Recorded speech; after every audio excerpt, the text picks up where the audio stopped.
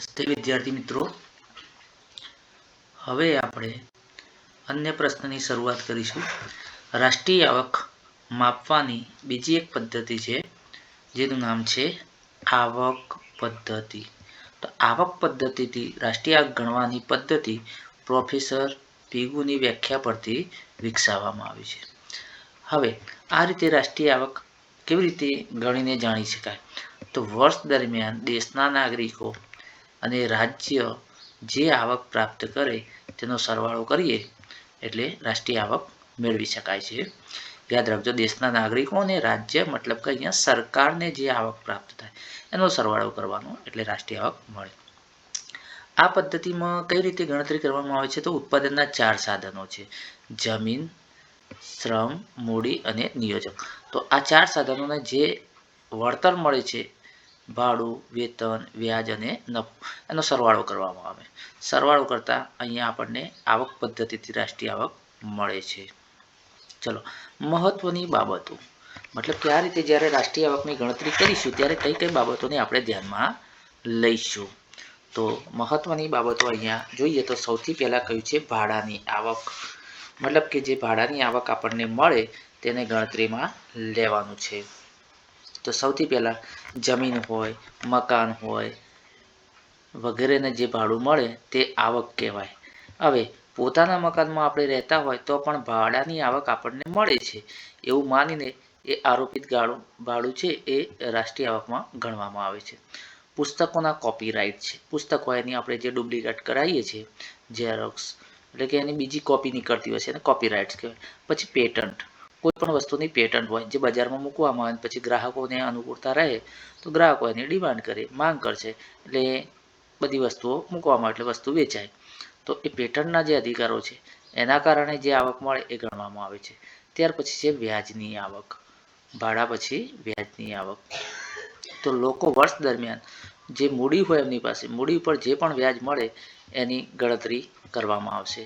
રાજ્ય તરફથી પણ જો કોઈ વ્યાજ આપણને મળતું હોય તો એ વ્યાજને બાકાત રાખવામાં આવશે. કારણ એવું છે કે રાજ્ય એટલે સરકાર તરફથી આપણને વ્યાજ મળે પણ સરકાર આપણી પાસેથી કરવેરા દ્વારા આપણી પાસેથી આવક મેળવે છે. એટલે અહીંયા ફક્ત નાણાંની હેરાફેરી થાય છે, હેરફેર જ થાય છે, એટલે અહીંયા ગણતરીમાં લેવામાં આવતી નથી. કયું? સરકારનું વ્યાજ. વેતનની આવક. શ્રમિકો વર્ષ દરમિયાન જે પણ કામગીરી કરે એ કામના બદલામાં એમને જે વેતન અથવા જે પગાર મળે એ ગણવામાં આવે છે. ત્યાર પછી નફાની આવક. તો જે રોકાણકારો છે અથવા તો જે નિયોજકો છે કે જેમને નફા સ્વરૂપે અથવા તો ડિવિડન્ડ રૂપી જે આવક મળે તે ગણવામાં આવે છે. કંપનીઓની પાસે જે અનામત નફો હોય, નફો એટલે અનામત એટલે એવો નફો કે જેને ઉપયોગમાં લીધો જ ના હોય, તે નફા ઉપર જે ચૂકવાતી જે કરવેરા જે છે એ પણ અહીંયા ગણતરીમાં લેવામાં આવે છે. હવે કઈ આવકોને ગણવાની નથી રાષ્ટ્રીય આવકમાં? તો ન ગણવાની આવકો. તો એની અંદર આવશે સૌથી પહેલાં બક્ષિસ, ઇનામ, ભેટ, લૂંટની આવક, ચોરીની આવક, બેકારી ભથ્થાની આવક, વૃદ્ધાવસ્થામાં જે પેન્શન કે એવું કંઈક અન્ય સરકારી સહાય મળતી હોય છે તે, લોટરીની આવક છે. આ બધી આવકોને રાષ્ટ્રીય આવકમાં ગણવામાં આવતી નથી. ત્યાર પછી નંબર 3, ત્રીજો મુદ્દો છે સરકાર દ્વારા અપાતી સબસિડી બાદ કરવામાં આવે છે. કારણ કે અહીં પણ નાણાંની હેરફેર જ થાય છે એટલે સરકાર દ્વારા જે આવક મળે છે એને બાદ કરવામાં આવે છે. ત્યાર પછી વિદેશની ચોખ્ખી આવક ઉમેરવામાં આવે છે. ચોખ્ખી આવક એટલે શું? તો આપણે જે નિકાસ કરીશું અને જે નિકાસની કમાણી થાય એમાંથી આપણે આયાત કરીએ એની ચૂકવણી કરીએ તે નિકાસની આવકમાંથી ચૂકવણીઓ બાદ કરવાની અને જે શેષ વધે તે ચોખ્ખી આવક, તો એને ઉમેરવામાં આવે છે. વપરાશી માલના સોદામાંથી મળતા કમિશન કે દલાલીની આવક. આપણને ખબર છે એક ખરીદનાર છે અને એક બીજો વેચનાર છે, તો વચ્ચે જે કમિશન લેનાર હોય છે બંનેને ભેગા કરીને વસ્તુને લે વેચ કરાતો હોય અથવા એને આપણે દલાલ પણ કહીએ છીએ, તો એની આવક ગણતરીમાં લેવામાં આવે છે. ત્યાર પછી છઠ્ઠો મુદ્દો છે જે આવકોથી અર્થતંત્રની અંદર વસ્તુ અને સેવાઓનો ઉત્પાદનનો પ્રવાહ વહેતો હોય, જેનાથી અર્થતંત્રમાં વસ્તુઓ અને નાણાકીય મૂલ્યમાં વધારો થતો હોય તેવી આવકો પણ ગણવામાં આવે છે. યાદ રાખજો, આ પણ ટૂંકમાં અર્થતંત્રને ધબકતું રાખે છે તો એવી આવકો. સેકન્ડ હેન્ડ વસ્તુઓની આવક સમાવેશ થશે નહીં, કારણ કે એકવાર વસ્તુ વેચાઈ ગઈ એટલે એ વખતે એની ગણતરીમાં લેવાઈ ગઈ હોય એટલે ધ્યાનમાં લેવામાં આવશે નહીં. જેમ કે મોબાઈલનું નવું મોડેલ આવે તો જૂનો મોબાઈલ છે આપણે વેચીએ ને એમાંથી જે આવક પ્રાપ્ત થાય એ રાષ્ટ્રીય આવકની ગણતરીમાં લેવામાં આવશે નહીં, કારણ કે એની ગણતરી ભૂતકાળમાં થઈ ગઈ હશે. ત્યાર પછી રાષ્ટ્રીય આવક માપવાની ખર્ચ પદ્ધતિ છે. આ ત્રીજી અને છેલ્લી પદ્ધતિ છે રાષ્ટ્રીય આવકની 3 પદ્ધતિઓ પૈકી.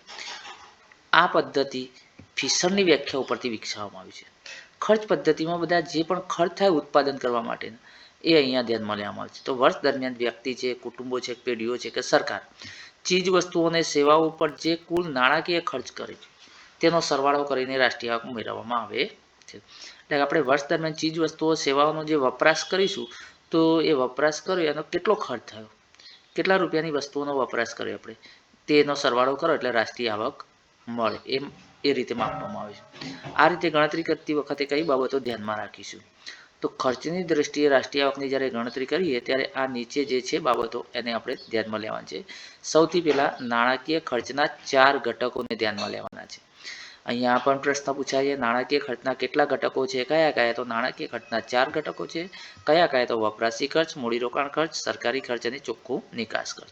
ચાલો એમાં સૌથી પહેલા વપરાશી ખર્ચ જોઈએ. નાગરિકો છે, કુટુંબો છે, ધંધાદારી પેઢીઓ છે, વપરાશી વસ્તુઓ પાછળ જે એમને ખર્ચ થાય છે એને રાષ્ટ્રીય આવકમાં ગણવામાં આવશે. હવે વપરાશી વસ્તુ એટલે કઈ? તો જેનો આપણે વપરાશ કરીએ છીએ તે, જેમ કે ટીવી છે, સ્કૂટર છે, કાર છે, આ ટકાઉ વસ્તુ છે. હવે બિન ટકાઉ જે નાશવંત હોય છે, દૂધ, શાકભાજી જેવી નાશવંત.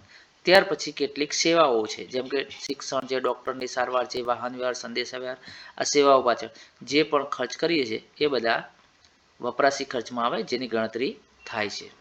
મૂડીરોકાણ ખર્ચ. હવે કુટુંબો, નાગરિકો કે ધંધાદારી પેઢીઓ મૂડીરોકાણ તો કરે જ. મૂડીરોકાણ કરે ત્યારે જ વસ્તુનું ઉત્પાદન થતું હોય તો એની ગણતરી થાય છે. હવે કયું મૂડીરોકાણ? તો કારખાનાના મકાન પાછળ થાય, પ્લાન્ટ પાછળ છે, યંત્ર સામગ્રી પાછળ છે, કોઈ વ્યવસાય માટે મૂડીરોકાણ કરે, તે બધા ખર્ચ ગણાય અને એની ગણતરી લેવાય છે. સરકારી ખર્ચ. હવે સરકારને જે ખર્ચ થાય તો કેન્દ્ર સરકાર હોય, રાજ્ય સરકાર હોય કે સ્થાનિક સ્વરાજ્યની સંસ્થાઓ હોય. સ્થાનિક સ્વરાજ્યની અંદર આવશે ગ્રામ પંચાયત છે, નગરપાલિકા છે, મહાનગરપાલિકા છે, બધી સ્થાનિક સ્વરાજ્યની સંસ્થાઓ છે. તો એમનું જે વપરાશી ખર્ચ છે એ જે મૂડીરોકાણ કરે તે મૂડીરોકાણ ખર્ચ, વહીવટ કરવા માટેનો વહીવટી ખર્ચ વગેરેનો સમાવેશ થાય. આની ગણતરી લેવામાં આવશે એટલે ગણતરી કરવામાં આવશે રાષ્ટ્રીય આવકમાં. ત્યાર પછી ચોખ્ખું નિકાસ ખર્ચ. આ મુદ્દો આગળ આવી ગયો છે આપણે આવકની પદ્ધતિમાં. તો દેશના નાગરિકોનું વિદેશી વસ્તુઓની આયાત પાછળનો ખર્ચ એ દેશનો ખર્ચ કહેવાય, કારણ કે આપણે દેશે ખર્ચ કર્યો છે. અને આપણે જે નિકાસો કરીએ અને એનાથી વિદેશના નાગરિકો આપણી વસ્તુઓ ખરીદીને જે ચૂકવણી કરે એ વિદેશની વસ્તુઓ વિદેશના નાગરિકોનો ખર્ચ છે. તે બંને વચ્ચેનો તફાવત છે. એટલે આપણને જે નિકાસ કરીને જે આવક થાય એમાંથી આપણે આયાત કરતા જે ખર્ચ થાય બંનેનો તફાવત છે એ જે વધે એને રાષ્ટ્રીય આવકમાં ગણતરીમાં લેવામાં આવશે. ટૂંકમાં રાષ્ટ્રીય આવક એટલે વપરાશી ખર્ચ વત્તા મૂડીરોકાણ ખર્ચ વત્તા સરકારી ખર્ચ વત્તા નિકાસ ખર્ચ. આ એટલે રાષ્ટ્રીય આવક. ચલો, ખર્ચની પદ્ધતિમાં કયા ખર્ચાઓ આપણે ગણીશું નહીં, બરાબર? સૌથી પહેલા અહીંયા વાત કરી છે અમુક ખર્ચાઓ ગણવામાં આવતા નથી, જેમ કે સેકન્ડ હેન્ડ વસ્તુ આગળ આવી જ ગયું છે, એમાં માત્ર હેરફેર થાય છે. પછી હેરફેરનું ખર્ચ એટલે સરકાર સબસિડી આપે, સામે સરકાર આપણને વ્યાજ આપે તો હેરફેર થશે નાણાં, એટલે ધ્યાનમાં લેવામાં આવશે. હેરફેરના ખર્ચમાં શું આવે? જો પેન્શન, બેરોજગારી ભથ્થું, વિધવાઓને અપાતી સહાય, આ બધી હેરફેરનો ખર્ચ છે તો આને ધ્યાનમાં લેવામાં આવશે નહીં. પછી જૂના શેરની ખરીદીનો ખર્ચ, કારણ કે જૂનો શેર એકવાર ખરીદી થયો હોય ત્યારે એને ગણતરીમાં લીધો હોય એટલે ફરીથી એનો શેર વેચાય તો ધ્યાનમાં લઈને આવે. વચગાળાની વસ્તુઓ પાછળનો ખર્ચ આપણે હમણાં આગળના એક મુદ્દામાં કહ્યું હતું ઉત્પાદનની પદ્ધતિમાં કે ભાઈ સૂતર એ વચગાળાની વસ્તુ છે, જ્યારે કાપડ એ અંતિમ વસ્તુ છે, તો સૂતરને આપણે ધ્યાનમાં લેતા નથી. એવી જ રીતે યંત્રોને ધ્યાનમાં લઈશું, લોખંડને ધ્યાનમાં લઈશું નહીં, કારણ કે લોખંડ એ વચગાળામાં આવી જશે. તો એ બધા ખર્ચાને અહીંયા ગણતરીમાં લેવામાં આવતું નથી. પછી કેટલાક ખર્ચા એવા હોય છે કે જે વસ્તુઓ કે સેવાઓનું ઉત્પાદન થાય છે પણ કેવી રીતે? ઉત્પાદન થયા વગર ખર્ચ થતા હોય છે. એટલે કે એમાં ફક્ત ને ફક્ત નાણાંની હેરફેર થાય છે, જેમ કે સબસિડી. હવે સબસિડીમાં શું છે કે ઉત્પાદન થયા વગર આ ખર્ચો થાય છે, સરકારને ખર્ચ થશે, સબસિડી આપે છે. અને સરકાર આપણી પાસે ટેક્સ સ્વરૂપે પાછા પરત લઈ લે છે. એટલે અહીંયા નાણાંની હેરફેર થાય છે, એટલે અહીંયા ગણતરીમાં લેવામાં આવશે નથી. ચલો એના પછી આપણે રાષ્ટ્રીય આવક જ્યારે ગણવા બેસીશું ત્યારે કેટલીક મુશ્કેલીઓ નડે છે. તો આ અલગથી પ્રશ્ન આવશે, રાષ્ટ્રીય આવક ગણવાની મુશ્કેલીઓ જણાવો. તો રાષ્ટ્રીય આવક ગણવા માટે ઘણી બધી મુશ્કેલીઓ પડતી હોય છે. સૌથી પહેલાં અહીંયા એક ઉદાહરણ આપ્યું છે કે જેમ કે એક ઉદ્યોગપતિ છે જેનું નામ છે આરવ છે. હવે એને એક એકાઉન્ટ રાખેલો છે સીએ જેનું નામ છે મિલાપ છે. એને એ દર મહિને 30,000 રૂપિયા પગાર આપે છે. એટલે 30,000 રૂપિયા એને ખર્ચ પેટે લખ્યા કે ભાઈ મારે 30,000 રૂપિયા ખર્ચ થયો. હવે ખર્ચ પેટે લખ્યા એટલે ખર્ચની પદ્ધતિમાં આ રૂપિયા ગણવામાં આવશે રાષ્ટ્રીય આવકમાં. હવે એકાઉન્ટ છે મિલાપ, એના ઘરમાં એક બેન આવે છે જે ઘરની સાફ સફાઈ કરે છે જેનું નામ છે ખુશ્બુ. એને 3,000 રૂપિયા પગાર પેટે આપે છે. હવે એ પણ અહીંયા ખર્ચ પેટે ગણે તો ખરેખર ખર્ચ કેટલું? જો 30,000 અને 3,000 એમ 33,000 ગણવામાં આવે તો પ્રશ્ન ઊભો થાય છે. જો લખ્યું છે 30,000 કે 30,000 વત્તા 3,000 33,000, કારણ કે અહીંયા 30,000 જે ખર્ચ થયો એમાંનો જ આ ખર્ચ છે, એનો જ એક ભાગ છે. તો આ રીતે ગણવામાં આવે તો શું થાય છે? રાષ્ટ્રીય આવક ગણવામાં મુશ્કેલી થાય છે કે ખર્ચ પદ્ધતિમાં બધા ખર્ચા ગણવાના છે. તો આ એક ખર્ચનો જ એક ખર્ચનો ભાગ છે. તો અહીંયા પ્રશ્ન ઊભો થાય છે કે કઈ રીતે ગણતરી કરવી. ચલો હવે રાષ્ટ્રીય આવકની ગણતરીને માપનની મુશ્કેલીઓ.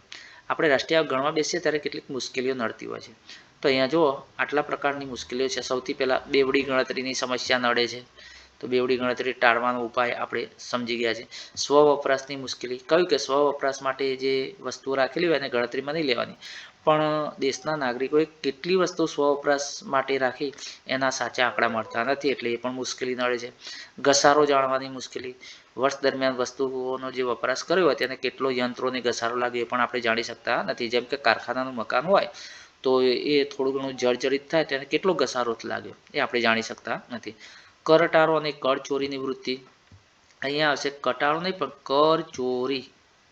ઘણા લોકો કરવેરા ભરતા નથી અને કર ચોરી કહેવાય, અથવા તો કરટાળો કહેવાય. કર ભરે નહીં અને કરટાળો કહેવાય. અને કરવેરામાં પૂરેપૂરી આવક ન બતાવે ને અમુક જ આવક બતાવે ને કર ચોરી કહેવાય. તો એની મદદથી પણ આપણે સાચા આંકડા મળશે નહીં. ગેરકાયદેસરની આવક, ગેરકાયદેસર એટલે ચોપડી નોંધેલી ન હોય તેવી આવક. તો એ પણ મુશ્કેલી છે, આપણને ખબર નથી હોતી કે આવી આવક કેટલી છે દેશમાં. ચોખ્ખી વિદેશી આવકની સમસ્યા, આકાશ અને આયાત અને જે નિકાસો છે એની જે તફાવત નીકળે તે એ પણ આપણને સાચા આંકડા મળતા નથી. પછી ગણતરી અને હિસાબો રાખવાની સમસ્યા. તો આપણા દેશમાં જો કેટલાક કારણસર ગણતરીના હિસાબો રાખી શકતા નથી લોકો. જેમ કે નિરક્ષર વ્યક્તિ હોય તો હિસાબ રાખી શકશે નહીં. નાના પાયા ઉપર જે વેચાણ કરતા હોય એ પણ હિસાબો રાખતા નથી. સાટા પદ્ધતિ, વસ્તુ આપીને સામેથી બીજી વસ્તુ લીધી છે. જેમ કે ઘઉંના બદલામાં બાજરી લે છે, એક ખેડૂતે બાજરીનું વાવેતર કરે, બીજા ખેડૂતે ઘઉંનું વાવેતર કરે છે. તો પેલો ઘઉં આપીને એની સામેથી શું કર્યું? બાજરી લીધી. તો અહીંયા જે સાટા પદ્ધતિ થઈ વસ્તુના બદલામાં વસ્તુ, તો એની જે કિંમત છે તો ખબર જ ના હોય કેટલા રૂપિયાની અહીંયા આપલે થઈ, એની કિંમત ધ્યાનમાં લેવામાં આવશે નહીં. એટલે એ પણ એક સાટા પદ્ધતિથી પણ રાષ્ટ્રીય આવક ગણવામાં મુશ્કેલી થાય છે. અને એક કરતાં વધુ વ્યવસાયમાં રોકાયેલા લોકો, એક કરતાં વધુ વ્યવસાયમાં રોકાયેલા લોકો શું કરે છે કે એક વ્યવસાયની આવક બતાવશે, અન્યની આવક બતાવતા નથી. તો પણ અહીંયા સાચા આંકડા મળતા નથી. ત્યાર પછી છેલ્લો અને આખરી પ્રશ્ન આ પ્રકરણનો, નાણાકીય આવક અને વાસ્તવિક આવક. ચલો નાણાકીય આવક એટલે જો ચાલુ ભાવે રાષ્ટ્રીય આવકની ગણતરી કરીએ તો એને નાણાકીય રાષ્ટ્રીય આવક કહેવાય. ચાલુ એટલે અત્યારે માન લો કે 2024નું વર્ષ પૂરું થયું, તો 2024ના વર્ષમાં જે વસ્તુના ભાવો હોય એ ભાવોને ધ્યાનમાં રાખીને જો રાષ્ટ્રીય આવક ગણીએ તો એને નાણાકીય રાષ્ટ્રીય આવક કહેવાય. હવે વર્ષ દરમિયાન જેટલી પણ 2024માં વસ્તુનું ઉત્પાદન થયું હોય એ ઉત્પાદન ગુણ્યા એનું બજાર ભાવ હોય એની સાથે ગુણાકાર કરવામાં આવે, પછી જે રાષ્ટ્રીય આવક મળે એ નાણાકીય રાષ્ટ્રીય આવક કહેવાય. હવે નાણાકીય રાષ્ટ્રીય આવક એ વાસ્તવિક આવક નથી, મતલબ કે સાચી આવક નથી, કારણ કે એ મુશ્કેલી ઊભી થાય છે. કારણ એવું છે કે જો કોઈ વર્ષનું ઉત્પાદન ગયા વર્ષ જેટલું જ હોય, ગયું વર્ષ એટલે કયું તો 24 પહેલાં કયું હતું 23, તો 23માં જેટલું ઉત્પાદન થયું એટલું જ 24નું ઉત્પાદન થાય. તો 23માં જે ભાવ હોય એના કરતાં ભાવ અહીંયા ડબલ થઈ ગયા, કે 23માં વસ્તુના ભાવ માત્ર 10 રૂપિયા હોય અને 24ની અંદર ભાવ વધી ગયા હોય, ડબલ થઈ ગયા એટલે કે 20 થઈ ગયા. હવે જો આપણે રાષ્ટ્રીય આવક ગણવા બેસીએ તો તો સ્વાભાવિક છે ઉત્પાદન એટલું ને એટલું જ હોય. ઉત્પાદન મતલબ કે 10 એકમનું જ ઉત્પાદન થયું, તો 23માં 10 એકમ ને 24માં 10 એકમ, તો સ્વાભાવિક છે કે ઉત્પાદન એટલું ને એટલું તો બંને વર્ષની રાષ્ટ્રીય આવક સરખી આવી જોઈએ, પણ અહીં એવું થશે નહીં. ભાવ ડબલ થયા એટલે 24માં ભાવ ડબલ થવાના કારણે રાષ્ટ્રીય આવક બમણી આવશે. હવે ખરેખર બમણી આવે તો આ સાચી પરિસ્થિતિ દર્શાવતું નથી, કારણ કે ગયા વર્ષ જેટલું જ ઉત્પાદન છે, ફક્ત ભાવ જ બમણા થયા, એટલે સાચી રાષ્ટ્રીય આવક અહીંયા જાણી શકાતી નથી, કારણ કે પ્રજાના જીવન ધોરણમાં વધારો થયો હશે નહીં. સાચી રાષ્ટ્રીય આવક જાણવાની જો કોઈ રીત હોય તો એ છે વાસ્તવિક રાષ્ટ્રીય આવક. તો વાસ્તવિક રાષ્ટ્રીય આવક કોને કહેવાય? તો પાયાના વર્ષના ભાવે એટલે કે સ્થિર ભાવોએ રાષ્ટ્રીય આવક ગણવામાં આવે તો વાસ્તવિક રાષ્ટ્રીય આવક કહેવાય. સ્થિર ભાવ કોને કહેવાય? પાયાનું વર્ષ કોને કહેવાય? તો જે વર્ષની અંદર ભાવો સ્થિર રહ્યા હોય, ભાવોમાં કોઈ મોટી વધઘટ થઈ ન હોય, એવા વર્ષને આપણે સ્થિર વર્ષ કહીશું અથવા પાયાનું વર્ષ કહીશું. વર્ષ દરમિયાન જે પણ વસ્તુનું ઉત્પાદન થયું હોય એને બજાર કિંમત સાથે ગુણો, રાષ્ટ્રીય આવક મળશે. હવે સ્થિર ભાવ એટલે માની લો કે કોઈ એક વર્ષ છે, જેમ કે 1990નું વર્ષ છે. હવે 1990નું વર્ષમાં ભાવો સ્થિર રહ્યા હશે, ભાવમાં કોઈ વધઘટ ન થઈ હોય, તો 1990ના વર્ષના આધારે અહીંયા રાષ્ટ્રીય આવક ગણવામાં આવે. હવે જો ઉપર જે સમસ્યા હતી કે ઉત્પાદન એનું જ હોય પણ ભાવ વધ્યા, અહીંયા તો એવું જ છે કે 23માં જેટલું ઉત્પાદન હોય અને 24માં એટલું ઉત્પાદન હોય, તો આપણે તો સ્થિર ભાવે ગણતરી કરશું એટલે રાષ્ટ્રીય આવક એની જ મળશે, કોઈ ફેરફાર થશે નહીં. એટલે સાચી રાષ્ટ્રીય આવક ગણવા માટે કઈ છે સાચી રાષ્ટ્રીય આવક? તો વાસ્તવિક રાષ્ટ્રીય આવક. તો અહીંયા આપણું આ પ્રકરણ પૂર્ણ થાય છે. આભાર.